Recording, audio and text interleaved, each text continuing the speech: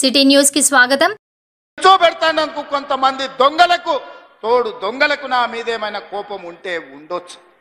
అంటే అన్నా అంటాడు హరీష్ రావు రేవంత్ రెడ్డి అధికారిక కార్యక్రమాలలో తిడతాడు. ఎందుకని ఆయన ఇవాళ మాట్లాడుతుంటే చంద్రశేఖరరావు గారంట తెలంగాణ జాతిపిత అంట.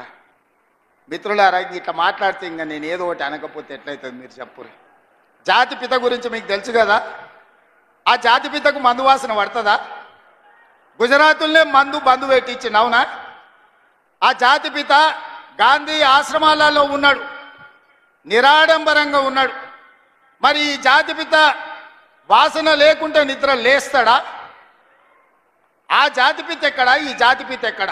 ఆ జాతిపిత ఎక్కడో చిన్న చిన్న దళిత వాడల్లో జీవితం గడిపితే 100 ఎకరాల ఫామ్ హౌజుల్లో ఈ జాతిపిత గారు ఉన్నారు. ఈయన జాతిపిత ఎట్లయితాడని నేను అడుగుతున్నాను. అసలు పోల్చుకోవడానికన్నా పొంతన ఉండాలి కదా. పులిని చూసి నక్క వాతలు పెట్టుకుంటే వాతలతోని నక్క పులి అయిపోతుందా? జాతిపిత అంటే ఎవరు? కొండా లక్ష్మణ్ బాబూజీ జాతిపిత. జాతిపిత అంటే ఎవరు? ప్రొఫెసర్ జయశంకర్ జాతిపిత.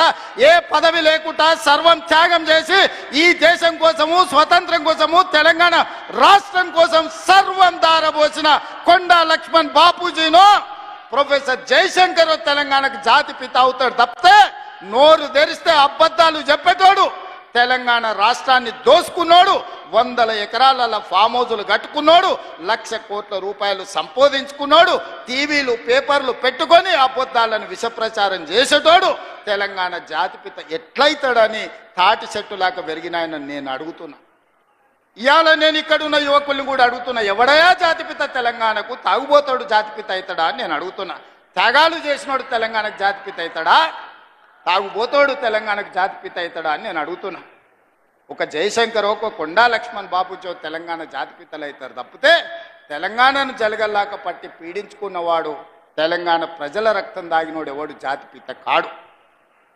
ప్రొఫెసర్ జయశంకర్ గారు ఊరిని రెవెన్యూ విలేజ్ చేయకుండా అవమానించిన చరిత్ర మీదైతే ఆ రెవెన్యూ విలేజ్ చేసిన చరిత్ర మాది.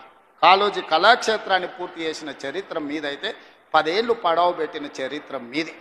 అందుకే మిత్రులారా, ఈరోజు తెలంగాణ